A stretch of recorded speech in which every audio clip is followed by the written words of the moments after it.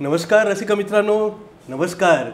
आज आपल्या hobby do B do या लोकप्रिय असणाऱ्या संवाद कट्ट्यावर जो मल्हार कम्युनिकेशनचा हा संवाद कट्टा आहे आणि आजच्या 173व्या भागामध्ये आज आपण एका सेवाभावी, उमद्या, प्रसन्न आणि दिलदार अशा व्यक्तिमत्वाला भेटणार आहोत. ते जाणून घेणार आहोत त्यांचा आजवरचा प्रवास कसा झाला, कसं यशाचं चांदणं त्यांना गवसलं, काय काय परिश्रम करावे लागले, अत्यंत निम्न मध्यमवर्गीय अशा घरातनं, प्रतिकूल परिस्थितीतनं यशाचं चांदणं गवसलेले आणि आपला हा आजचा विषय आहे सामाजिक कार्याची आवड, हेच व्यावसायिक यशाचं गमक, म्हणजे व्यावसायिक यशाचं गणितसुद्धा ज्यांना जमलेलं आहे असे श्रीयुत पंकज धरमचंद जैन हे सेवाभावी असलेले व्यक्तिमत्व आज आपल्यासमोर आहोत. तर मित्रांनो, त्यांच्याकडूनच आपण जाऊन घेऊया की एकतर सामाजिक कार्याची आवड त्यांना केव्हापासून निर्माण झाली, नंतर व्यावसायिक यशाचं गणित त्यांना कसं जमलं. पंकजजी, आमच्या या मल्हारच्या हॉबी डू बी डू अर्थात एक तरी छंद असावा या लोकप्रिय संवाद कट्ट्यावर आज आपले प्रमुख अतिथी म्हणून सहर्ष स्वागत. मित्रांनो, आपलंसुद्धा पुन्हा एकदा मनापासून सहर्ष स्वागत. खरं तर असं म्हटलं जातं की स्वर्ग में सुख अशी उक्ती आहे आणि त्यानुसारच पंकज जैन यांची वाटचाल आहे. ते रुक्मिणी फाउंडेशन या गाजलेल्या सेवाभावी अशा सामाजिक संस्थेचे प्रवर्तक आहेत, संस्थापक अध्यक्ष आहेत आणि आता ते मार्गदर्शकाच्या भूमिकेत आहेत. एवढंच नाही मित्रांनो, तर ते इतके रचनात्मक, सकारात्मक स्वरूपाचे उपक्रम रुक्मिणी फाउंडेशनने राबवलेले आहेत की त्याची दुसरी शाखा मिडटाऊन ही सुद्धा आज कार्यरत आहे. तर आपण जाणून घेऊया की हे सगळं त्यांना सुचलं कुठून, हे आलं कुठून. कारण त्यांचे पिताश्री जे आहे धरमचंदजी जैन हे एकेकाळी ज्ञानदानाचं पवित्र काम करणारे शिक्षक होते आणि त्यांचा वसा आणि वारसा आणि तो सेवाभावी वृत्ती ही पंकजजींमध्ये आलेली आहे. पंकजजी, पुन्हा एकदा आपलं स्वागत. मला सांगा की हे सगळं लष्कराच्या भाकरी भाजण्यासारखं काम आहे, इतकं सोपं नाही आहे ते, म्हणजे सेवाभावी वृत्ती जोपासणं आणि त्यातनं मग आपण आपलं व्यवसायाचं गणित जमवणं. बरोबर बोलले. कसं शक्य झालं तुम्हाला? आपला वेळ देणं ही सर्वात मोठी आजच्या पोझिशनला व्यथा आहे. कारण की माणूस पैसा देतो, एक मार्गदर्शन करतो, पण वेळ आणि कोणी देत नाही. करेक्ट. आपल्याला मार्गदर्शन देणारे 50 लोक भेटतील असं करून घ्या, बरं सांगणारे भेटतील, पण वेळ कोणी देत नाही. माझी सुरुवात अशी झाली, मी BCom झालेलो आहे. माझे वडील टीचर होते आणि आम्ही आर शाळाजवळ पहिले भाड्याच्या घरात राहत होतो. बरं. वडिलांनी राजीनामा देऊन काही व्यवसाय सुरू केला. मी 1995च्या दरम्यान ट्रॅव्हलिंगचा बिझनेस सुरू केला. बिझनेसमध्ये माझ्याकडे ट्रॅक्स गाडी घेतली माझ्या मामांच्या अर्थसहाय्याने. तेव्हाही माझ्याकडे तेवढे पैसे नव्हते, आईने सपोर्ट केला बाबांचा सोर्स असल्यामुळे. कारण की लहान भाऊ आणि बहीणही शिक्षण घेत होते आणि ते डॉक्टर होत होते. एकत्र कुटुंब नाही, कुटुंबांचं बरोबरच, म्हणजे सिंगलच होतं, बरोबर, पण भाऊ बहीण डॉक्टर होत असल्यामुळे त्यांचाही खर्च तेवढा होता. मग ट्रॅव्हलिंग एजन्सी सुरू असताना मी जळगाव चोपडासुद्धा गाडी चालव, ड्रायव्हरसोबत मी जायचो. बरं कलेक्शनसाठी. अच्छा. त्या काळात इथून करत असताना 1998मध्ये मी JCI ज्युनियर संस्था जळगावात चांगले काम करत होती, तिला जॉईन केलं 95-96च्या दरम्यान. 98मध्ये मला अध्यक्ष बनवलं गेलं माझं काम. मला वाटतं ती म्हणजे सामाजिक संस्था तर आहेच, JCS आणि अलीकडे JCI त्याला म्हटलं जातं, पण ती व्यक्तिमत्व विकासाची सुद्धा संस्था आहे. बरोबर बोलले सर आपण. त्या संस्थेत जे शिकायला मिळतं, कार्यशाळा म्हणतो आपल्याला, नक्की इंडिव्हिज्युअल डेव्हलपमेंट, त्या संस्थेमुळेच मी आज उभा आहे. वा. आणि त्या संस्थेचे जे शिकण्यासारखे, आत्मसात करण्यासारखं ते आपणात भरपूर आहे. तुम्ही किती करता हे तुमच्यावर आहे. खरं. भविष्यात मला 98 नंतर सिनियरमध्ये मला उपाध्यक्ष व अध्यक्ष केलं गेलं. काम करत असताना नरेशभाई खंडेलवालांच्या संपर्कातही आम्ही आलो. बरोबर. समाजसेवक होते, आता स्वर्गीय ते. त्यांच्यासोबतही मी भरपूर उपक्रम केले. स्वर्गवासी रतनलालसिंह बाफना यांनी आम्हाला भरपूर अर्थसहाय्य देऊन प्रोजेक्ट करून घेतले आमच्याकडनं. त्यांचं नाव ते कमी लावत होते, बाई तुमच्या संस्थेचं नाव तुम्ही चालवा. एक कार्य करत असताना असं लक्षात आलं, का आपण मित्रपरिवार जेवढं जोडतो तेवढं आपणास शिकायलाही मिळतं. त्याच्यात मॅनेजमेंट, टाईम मॅनेजमेंट, त्याच्या व्यतिरिक्त कार्यक्रम कसा करावा, कसा घडून आणावा व कोणत्या ठिकाणी घडून आणावा हे आपल्याला त्या कार्यक्रमामार्फत शिकायला मिळतं. आणि हे जे शिक्षण आहे हे बाजारात कुठेही विकत मिळत नाही, ते आपल्याला घ्यावं लागतं, अनुभवात मिळतं. अनुभवात. खरं आहे, खरं आहे, खरं आहे. माननीय भाईसाहेब म्हणजे स्वर्गीय भाईसाहेबांनी जेव्हा तो आमचे 1-2 कार्यक्रम पाहिले तेव्हा आनंदभाईंना त्यांनी सांगितलं, आनंदभाई मल्हारा, अच्छा अच्छा, का पंकजभाईंचे जे कार्यक्रम आहे रुक्मिणी फाउंडेशनचे ते मला चांगले वाटतात आणि त्यांच्याबरोबर आपल्याला 3-4 कार्यक्रम नाशिक, औरंगाबाद, पुणे इथं वाटतं आदर्श परिवार किंवा आदर्श कुटुंब. बरोबर आठवण गेली सर आपण. बरोबर बरोबर. त्यांनी गाजला तो होता तो कार्यक्रम. कार्यक्रम पाहिल्यानंतर औरंगाबादला शाखा भाईसाहेबांनी ओपन केली होती. बरं, अच्छा. ओपनिंगच्या वेळेला त्यांनी तो कार्यक्रम आमच्याबरोबर घेतला आनंद भाऊंच्या सहकार्याने. तेव्हा निशिकांता वाड अभिनेत्रीला त्यांनी बोलवलेलं होतं. बरं बरं बरं, अच्छा. कार्यक्रम एवढा सक्सेस झाला, त्यांनी तो वापस आम्हाला नाशिकलाही कार्यक्रम आमच्यासोबत तो केला. बरं बरं बरं. रुक्मिणी फाउंडेशन जी संस्था मी चालू केली 2003ला, त्यावेळेला योगेश कलंत्री, संतोष चोपडा, निलेश रुनवाल, कांकरियाजी असे बरेच मित्रपरिवार मला भेटत गेले. त्यांच्यासोबत आम्ही हा कार्यक्रम घेत गेलो. आम्हाला आमचे कार्यक्रम पाहून डोनरही भरपूर मिळाले, कारण की आम्ही जे कार्यक्रम घ्यायचो ते निस्वार्थपणे घ्यायचो. कुठेही त्याचा आमचा म्हणजे हेतू किंवा प्रॉफिट असा नव्हता, स्वार्थाचा नव्हता. वा. ते कार्यक्रम चालत असताना नरेश भाऊ खंडेलवालांशी जेव्हा जोडलो तेव्हा त्यांनी आम्हाला सांगितलं का तुमच्यात एवढी चांगली कला आहे, तुम्ही रिअल इस्टेटमध्ये या. बरं बरं. प्राध्यापक जे एम अग्रवाल सरांनी आम्हाला रुक्मिणी फाउंडेशन ही चालू करून दिली. त्यांचाही तिथं कुठेही काही हेतू किंवा लाभ नव्हता, पण आमचे कार्य पाहून त्या सरांनी आम्हाला ती संस्था चालू करून दिली का तुम्ही हे कार्यक्रम, सामाजिक कार्यक्रम रुक्मिणी फाउंडेशनद्वारे चालू करा. अच्छा, म्हणजे सामाजिक कार्याचं जे तुम्हाला पथदर्शन केलं, दिशा दाखवली, ते प्राध्यापक जे एम अग्रवाल सर, जे चार्टर्ड अकाउंटंट, आणि रिअल इस्टेटचं जे दिशादर्शन झालं ते समाजसेवक असलेले रिअल इस्टेटमध्ये मोठं नाव होतं नरेशभाई खंडेलवाल. हो, खरं आहे. त्यांचा कृतज्ञतापूर्वक उल्लेख तुम्ही करतातच नेहमी. बरोबर. आणि केला पण पाहिजे. यस. त्या व्यक्तीने सामाजिक कार्य करता करता व्यवसाय त्यांनी सांभाळला, तेच गुण आम्हाला येत गेले. बरोबर. अजून एक सांगायचं सर मला या आजच्या भेटीसंदर्भात किंवा कार्यक्रमासंदर्भात, लोक म्हणतात माझ्याकडे वेळ नाही आहे किंवा मला सामाजिक कार्य करायची आवड आहे पण मला जमत नाही आहे. तर मला हे कुठेतरी जमत नाही किंवा आवडत नाही हा विषय. याचं कारण आहे की सर, कार्य करण्यासाठी जेव्हा तुम्ही स्वतः वेळ काढतात तेव्हा 10 लोक तुमच्याबरोबर जोडले जातात आणि आनंद हा आपल्या सोबतच असतो किंवा आपल्या आजूबाजूला असतो, आपल्या भोवताली असतो. बरोबर आहे. तो फक्त तुम्हाला शोधावा लागतो. जसं तुम्ही कोणी गरजू व्यक्तींना मदत करता तेव्हा तो आनंद येतो, तो तुम्ही पाहू शकतात, घेऊ शकतात. कोणाला एज्युकेशनसाठी मदत आहे तेव्हा आम्ही ती करतो सर, तेव्हा त्या मुलांच्या चेहऱ्यावर जो भाव असतो तो तुम्ही समजू शकता, त्यात आनंद घेऊ शकतात. गरीब परिवाराला जेव्हा आम्ही कपडे देतो, त्याचं घर बांधण्यासाठी पत्रे, त्याला सामान देतो, जाळले ज्यांचे घर आहे, अकस्मात किंवा घर जाळले जातात सर, संसार खराब होतो, आम्ही तिथं जाऊन पूर्ण किराणा देतो त्यांना, पूर्ण घरासाठी अत्यावश्यक पत्रे किंवा सामान, स्टीलचे भांडे, कपडे देतो. तेव्हा ते परिवाराच्या चेहऱ्यावर जे हास्य होते सर किंवा ते आपण समजतो, त्याच्यात फार आनंद येतो.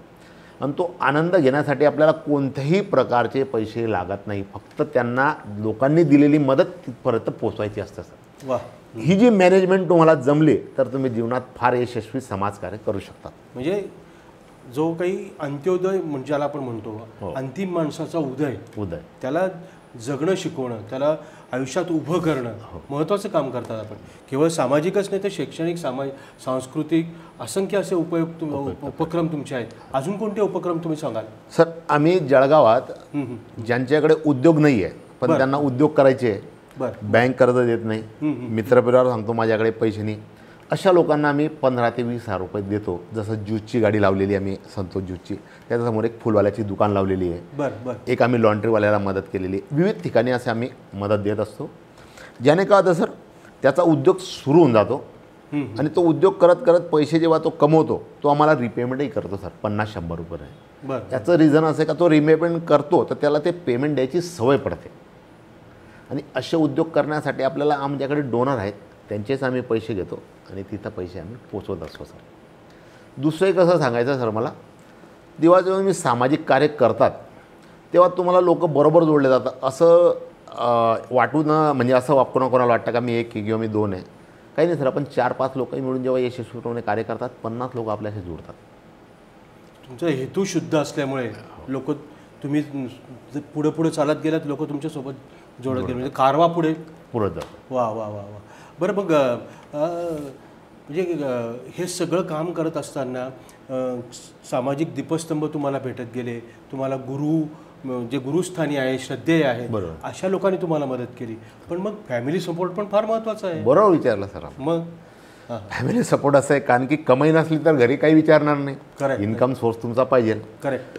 मी ट्रॅव्हलिंगचं काम करत असताना 2010 आमचे जैन मुनी सौभाग्य मुनी, ते आता स्वर्गवासी झालेले, आम्ही त्यांना 8-10 लोक गुरु महाराजांना भेटण्यासाठी गेलो आणि त्यांना विनंती केली की आपण जळगाव यावे. ते जळगाव आमच्या विनंतीवरून आले. इथं 8-10 दिवस त्यांनी स्टे केला, प्रवचन दिलं. त्या बिटवीनमध्ये माझे जे मित्र होते योगेश कलंत्री यांनी सांगितलं की आपण प्रॉपर्टीचं काम सुरू करू. गुरुंच्या आशीर्वादाने सौभाग्य मुनी जे आले त्यांच्या आल्यानंतर लगेच 3 दिवसात प्रॉपर्टीचं काम आम्ही सुरू केलं. माननीय नरेशभाई खंडेलवाल जे आता स्वर्गवासी, त्यांच्या आशीर्वादाने किंवा त्यांच्या सहकार्याच्या भूमिकेने. योगेश कलंत्री मी पार्टनर राहिलो 3-4 वर्ष. 2014 आमचे व्यवसाय ज्याचे ते वेगळं करावे विचार दोघांच्या झाल्याने आजही आम्ही चांगले मित्र आहोत. व्यवसाय वेगवेगळे झाले, पण स्वर्गीय आमचे गुरु सौभाग्यमुनी महाराज साहेब आणि नरेशभाई खंडेलवाल यांच्या मार्गदर्शनाने जेव्हा आम्ही रिअल इस्टेटमध्ये उतरलो तिथे आम्ही चांगले पैसे आमचे मिळाले. आम्ही बांधकामचंही काम सुरू केलं, लेआउटही केले. त्यानंतर माननीय रोहितभाई निकम, जितूभाई लाठी यांनी मला चांगली साथ दिली. त्यांच्यासोबतही मी 2-3 लेआउट घेतले माझे त्यांच्यासोबत. व्यवसायामध्ये उतरल्यानंतर रिअल इस्टेटमध्ये बरेच लोकांनी मदत केली आणि तुमच्या स्वभावाला तुमच्या अनुसरून मित्र भेटत जाता, व्यवसाय वाढत जातो सर.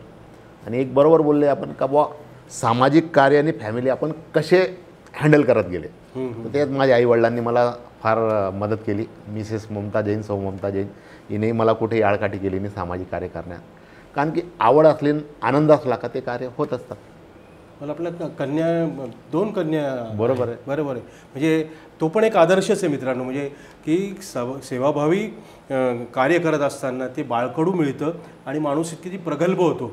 नाहीतर यशस्वी झालेला माणूस म्हणतो की आपलं वंश पुढे चालवण्यासाठी आपल्याला मुलगा पाहिजे. बरोबर आहे. तुम्हाला 2 मुलीच आहे. मला 2 मुली. काय सांगाल त्याच्याबद्दल? हे पण एक असं सर, 2 मुली झाल्यानंतर मला सौ वासंती चौधरी आमच्यासोबत सीमा गाजरे त्यांनी आम्ही एक कार्यक्रम घेतला होता का ज्यांना 2 मुली आहे त्यांना आम्ही एक गिफ्ट दिलं होतं जे घरगुती व्यवसाय, आणि त्यांचा सत्कार केला होता. कारण की ते मॉडेल तेव्हा चालू होतं का 2 मुलीवरच आपण संसार थांबावा असं. तर त्यांनी सांगितलं पंकज भैया आपलाही आम्ही सत्कार करणार आहोत. म्हटलं अवश्य, कारण की मलाही 2च मुलींनी आपण ते सांगतात तसं आहे.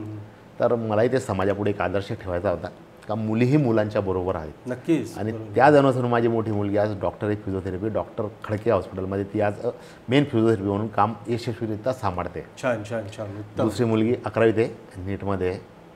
वा वा वा वा. बरं मग रुक्मिणी फाउंडेशन आणि तुमचे व्यक्तिशः काही संकल्प काही किंवा पुढे उपक्रम काही आहे, काय सांगाल त्याच्याबद्दल? बरोबर विचारतात सर. आपण सामाजिक कार्य करत असताना बऱ्याच लोकांचे विविध माध्यमातून फोन येत होते आम्हाला का भाऊ इथं हे प्रॉब्लेम आहे, इथं हे प्रॉब्लेम आहे. लोकांची देण्याची शक्ती आहे, लोकांना सर्व ॲडजस्ट करायचं, फक्त प्लॅटफॉर्म नाही आहे सर लोकांकडे. तो प्लॅटफॉर्म आम्ही रुक्मिणी फाउंडेशन मार्फत, त्याची दुसरी शाखा 2016ला रुक्मिणी मिड टाऊन याच्याकरता सुरू केली सर. कारण की फाउंडेशनला 40 मेंबर आमचे ऑलरेडी होते. ओके. नवीन मेंबर येत गेले, त्यांनाही कुठे कार्य करायचं होतं. मग त्यांना आम्ही एक मिड टाऊन म्हणून एक संस्था सुरू करून दिली, रुक्मिणी फाउंडेशन मिड टाऊन. त्याच्यात आज आमचे 35 ते 40 मेंबर आहे. दोन्ही संस्था यशस्वीपणे कार्य करत आहेत. तर लोकांचे आम्हाला फॉलोअप येतात का बुवा इथं हे एज्युकेशनची जरूरत आहे, इथं घरामध्ये हे जरूरत आहे. आता रिमांडला सर आम्ही आता एक कार्यक्रम केला 3 दिवसापूर्वी. अच्छा. तिथल्या मुलांना कपडे नव्हते सर, अत्यावश्यक जे कपडे म्हणतो. आम्ही सिटीजींना सांगितलं असं आहे, सिटीजींनी त्वरित मदत केली. तर असे विविध प्रोग्राम असतात का जे आम्ही करत असतो, सामाजिक, शैक्षणिक, राष्ट्रोपयोगी. आम्ही शाळेलाही आता वह्या आणि पुस्तकं देतोय भेट. आम्ही आत्ता एक 6 महिन्यापूर्वी माननीय कस्तुरंजी बापना यांच्या सहकार्याने 10 सायकली दिल्या. हेमंत बेलसरे म्हणून आहेत, त्यांचं एक फाउंडेशन आहे जे कचरा वेचणाऱ्या मुलामुलींना ते शिकवतात सर. त्यांनी आम्हाला सांगितलं का मुलांना सायकल नाही येत मुलींना, आम्ही 10 सायकली दिल्या. तर माझ्याकडे समाजाने जो विश्वास ठेवलेला आहे, लोकांनी जो विश्वास ठेवला त्याद्वारे हे कार्य होत असतात सर. छान. तर तुमच्या मनामध्ये जे काही अनेक संकल्प आहेत हो. आणि रुक्मिणी फाउंडेशन हे माध्यम आहे, बरोबर. तुम्हाला मार्ग गवसलेला आहे, गवसलेला. इतरांना काहीच कळत नाही आणि पैसा असतो पण त्याचा विनियोग समाजासाठी कसा करायचा. नक्कीच तुम्ही जे म्हटलात मगाशी की आवड असेल तर सवड नक्कीच मिळते आणि आपल्याकडनं काम उभं राहतं, रचनात्मक स्वरूपाचं काम. बरं, हे सगळं करत असताना एक एक एक एक एक एक तुमची प्रगतीचा आलेख उंचावत जात असताना तर अलीकडेच्या काळामध्ये तुमचं सगळं स्तुत्य असं काम पाहून भारतीय जनता पक्षाच्या BJPचे महानगराध्यक्षपदी तुमची निवड झाली. काय सांगाल त्याच्याबद्दल? धन्यवाद सर. आपण ते एक विषय घेतला. रुक्मिणी मिडटाऊनमध्ये माझ्याबरोबर डॉक्टर अजयजी डॉक्टर विजय साखला, ॲडव्होकेट नागलाजी, कमलेश डांबरे आणि एक 4-5 मित्रांनी आम्ही ही संस्था चालू केली. जसं गोटो जैन आहे, असे 8-10 मित्रांनी ही संस्था चालू केल्यानंतर आम्हाला भारतीय जनता पार्टीने आमचे काम पाहिले असतील, त्यांच्या आमदार म्हणा किंवा तिथले पदाधिकारी म्हणा. तर रोहित भाई निकम हे माझे एकदम बिझनेसमधले मित्र, तसेच मला त्यांनी सामाजिक कार्यातही पाहिल्यानंतर त्यांनी सांगितलं का मी BJP जॉईन केलेली आहे, पण तुला तिथल्या NGOची महानगर जिल्हाध्यक्षपदाची आम्हाला जबाबदारी द्यायची आहे. मी म्हटलं बुवा मला पक्षाचा एवढा काही अनुभव नाही. तर त्यांनी सांगितलं का तुम्हाला जे गव्हर्नमेंटची काही ग्रँट येते किंवा सरकारी जो फायदा असतो सामाजिक संस्था किंवा नागरिकांपर्यंत, तुम्ही तो यशस्वीपणे पोचू शकता तुमच्या कार्याद्वारे. तर मला त्यांनी ते BJPचं भारतीय जनता पार्टीचं महानगराध्यक्ष, जिल्हाध्यक्ष, NGO सेलचं मला अध्यक्षपद महत्त्वाचं आहे म्हणजे आणि तुमच्या आवडीचं आहे. त्याच्या माध्यमातून मी बरेच समाजकार्य करत आहे. मला 4-6 महिने झाले पद घेऊन. आणि आता आम्ही ज्या सरकारी योजना आहे त्या लोकांपर्यंत पोहोचवत आहोत. वा वा वा. म्हणजे नवं ते हवं आणि कमी तिथं आम्ही या उक्तीनुसार रुक्मिणी फाउंडेशन काम करते आणि त्याचे प्रवर्तक असलेले पंकजी जैन आज आपल्या समवेत आहेत. आपण आता सध्या या संवादाच्या सांगतेकडे एक शेवटाकडे वळतो. तर नव्या पिढीला तुम्ही तर प्रेरणास्थान आहातच, तुमच्या कामातनं तुम्ही ते उभं केलेलं आहे, आता अतिशय दिशा दिलेली, पण जाता जाता काय संदेश द्याल? बरोबर. नवीन पिढीला हेच सांगायचं सर, पैसा तर आपल्याला भरपूर भेटतो सर, पैशाबरोबर तुम्ही काय कमवताय आणि समाजाला काय देताय. बरं बरं बरं. कारण की पैशामुळे तुम्ही सर्व वस्तू विकत घेऊ शकता, पण तुमचा जो यशस्वी आनंद आहे किंवा तुमचा मनाचा आनंद तुम्ही कुठे घेऊ शकत नाही. समाधान आणि आनंद जो तुम्ही सामाजिक कार्य किंवा तुमचे आवडीचे जेव्हा कार्य करतात तेव्हा तो आनंद आणि समाधान जेव्हा तुम्हाला मिळते तेव्हा तुम्हाला म्हणजे जीवनाचा अजून एक चांगला उद्दिष्ट किंवा जीवनाचा आनंद मिळत असतो आणि तो घ्यायलाच पाहिजे सर. आनंद आपल्या आजूबाजूला आहे सर. आनंद घेण्यासाठी तुम्हाला कोणत्याही मार्केट किंवा कोणत्याही दुकानात जावं लागत नाही. फक्त तुम्ही जेव्हा गोरगरीब किंवा दुखलेल्या जनतेला मदत करता किंवा सामाजिक कार्य करतात तेव्हा तो आनंद तुम्हाला मिळत असतो आणि तो तुम्ही इतरांना देऊ शकतात. आनंद घेण्यासाठी पैशाची गरज नाही हे मी प्रत्येकाला सांगतो सर. आणि आजही ते सांगतो का पैशाद्वारे तुम्ही आनंद घेऊ शकत नाही, पण आनंदाने तुम्ही पैसा कमवू शकतात सर. वा वा. फार मोलाचा संदेश आजच्या या नव्या पिढीसाठी आणि आपल्या सगळ्या प्रेक्षक वर्गासाठी श्रीयुत पंकजी जैन या सेवाभावी वृत्तीच्या उमद्या, प्रसन्न, दिलदार अशा आपल्या सन्मित्राने दिलेला आहे. पंकजी, तुमच्या मनातले सगळे संकल्प सिद्धीला जावोत आणि तुमच्या हातून उत्तरोत्तर सामाजिक कार्य घडो आणि व्यावसायिक यशसुद्धा तुम्हाला सतत मिळत राहो, तो आलेखसुद्धा तुमचा वाढता राहो अशी शुभेच्छा आमच्या मल्हारच्या वतीनं आणि या सगळ्या संपूर्ण टीमच्या वतीनं हॉबीडूबिडूच्या आजच्या या 173व्या भागामध्ये आपण आलात आणि खूप चांगल्यापैकी मोलाचं असं मार्गदर्शन आणि छान गप्पा आपल्यामध्ये रंगल्या. आपल्या या भेटीबद्दल पुन्हा एकदा मनापासून आभार. धन्यवाद सर. अजून एक शब्द सांगायचा आहे भेटीच्या धन्यवादच्या पूर्वी. बरं बरं बरं. व्यक्तीने शिक्षणाबरोबर सामाजिक संस्था किंवा इंटरनॅशनल संस्था जरूर जॉईन करावं. जशी आपली JCI इंटरनॅशनल संस्था व्यक्तिमत्व विकास करते. तर मी आपण जे नवीन पिढीला आपण काय संदेश देणार, हा संदेशही मला द्यायचा आहे. आपण कोणतीही सामाजिक संस्था किंवा इंटरनॅशनल संस्था जरूर जॉईन करा ज्याच्याने आपली प्रगती चांगली होऊ शकते. निश्चित. Thank you sir. धन्यवाद.